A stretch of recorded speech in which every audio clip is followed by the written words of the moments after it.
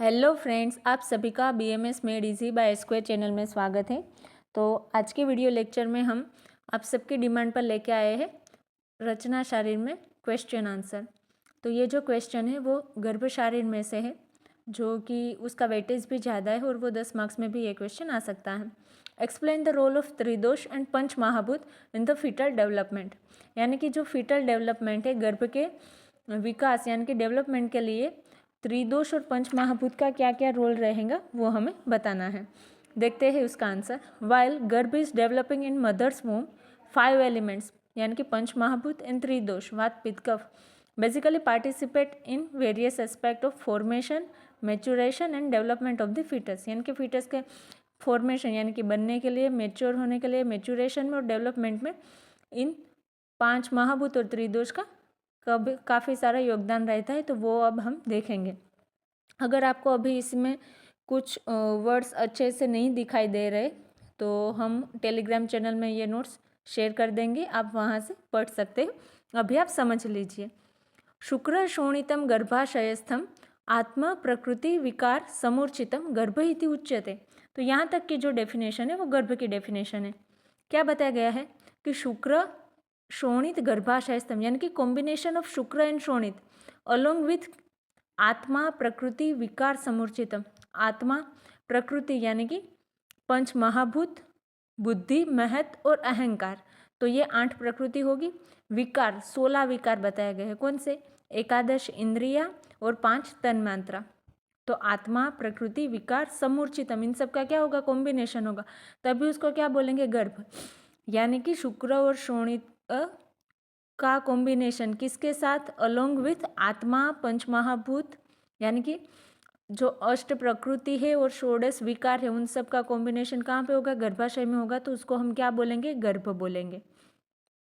तम चेतना अवस्थितम यानी कि जब उसमें चेतना आएंगी, फिर क्या होगा? वायु विभजति, तेज एनम पचति, आपह क्लेदयति, पृथ्वी सहन्ति, आकाशम विवर्धयति, एवं विवर्धितः स यदा हस्तपाद जिह्वा घ्राण कर्णनितम आदिभिः अंगे रूपेतः तदा शरीरम इति संज्ञा लभते। यानी कि पहले गर्भ बताया, फिर उसका डेवलपमेंट होकर शरीर कैसे बनेगा, तो ये बताया गया है कि महाभूत का क्या क्या रोल है।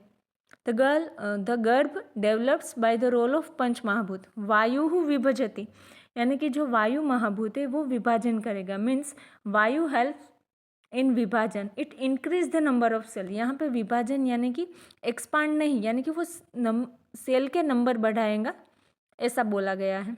तेज एनम पचति यानी कि जो अग्नि महाभूत है, तेज महाभूत है, अग्नि जो है वो हेल्प इन पाचन यानी कि जो मेटाबॉलिज्म की प्रोसेस होगी उसमें अग्नि महाभूत हेल्प करेगा, उसका रोल रहेगा। आपह क्लेदयति, आप यानी कि वाटर, अप भी हम बोलते हैं अम्बु, हेल्प्स टू क्लेदन यानी कि जो नरिशमेंट होगा, बॉडी का नरिशमेंट करने में कौन सा महाभूत का रोल होगा? पृथ्वी महाभूत का रोल होगा। और ये एमसीक्यू में भी पूछ लेते हैं।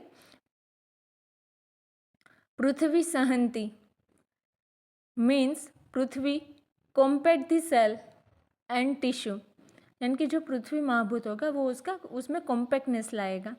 आकाशः विवर्धयति means akash help in expansion and development of the body.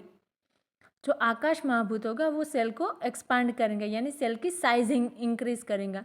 जो वायु महाभूत है वो नंबर ऑफ सेल इंक्रीज कर रहा है, जबकि आकाश महाभूत है वो सेल की साइज इंक्रीज कर रहा है। तो ये डिफरेंस आपको पता होना चाहिए। By the role of the panch mahabhuta the गर्भ डिफ्रेंशिएटेड एंड डेवलप्स द अंग प्रत्यंग like hand, foot, tongue, nose, ears, hip regions, etc. After the development of ang pratyang, it gets definite shape and size, then it's called as शरीर।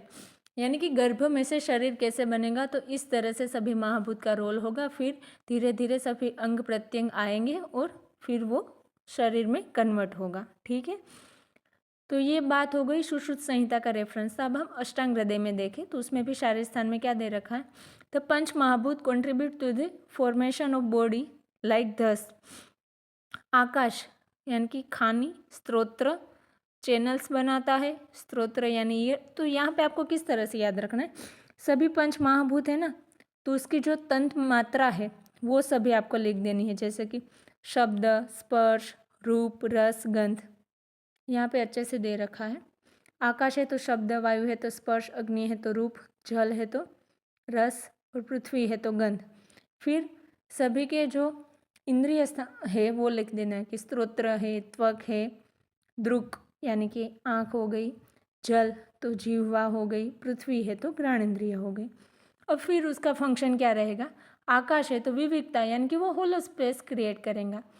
जो भी हमारे होलो space जैसे year में है, दो knows में जो है वो वायु में उच्छ्वास यानी कि रेस्पिरेशन की क्रिया होगी।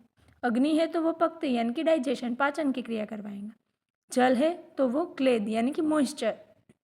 पृथ्वी तो वो अस्थि यानी कि बोन्स बनाएंगे, कॉम्पैक्टनेस करेगा। ठीक है।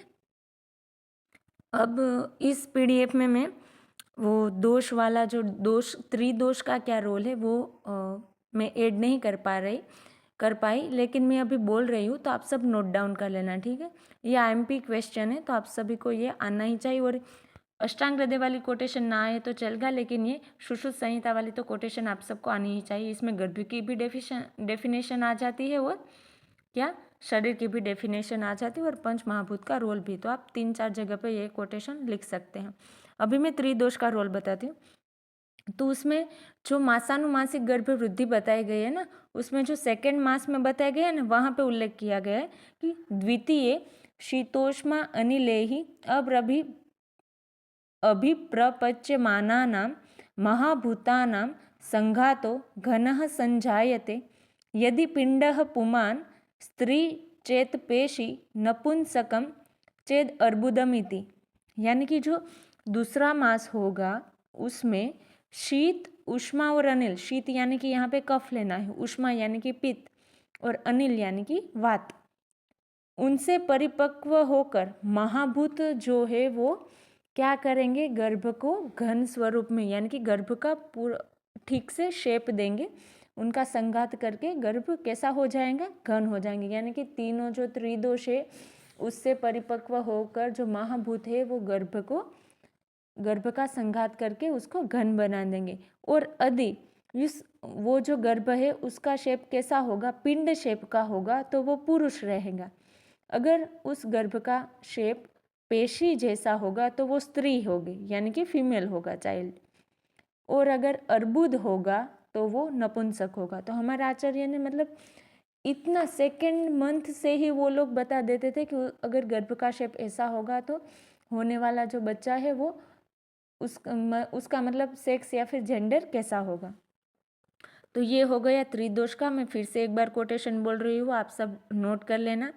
द्वितीय शीतोष्मा अनिले अभिप्रपच्यमानानां महाभूतानां संघातो घनः संजायते यदि पिंडः पुमान् स्त्री चेत पेशी नपुंसकम चेत अर्बुदम इति। रेफरेंस पे लिख लीजिए, सुश्रुत शारीरस्थान अध्याय 3 का 19वां श्लोक। ठीक है। तो अब यहाँ पे ये क्वेश्चन कंप्लीट होता है। अगर आपको और कोई क्वेश्चन चाहिए तो आप कमेंट करके बता देना। ठीक है। Thank you.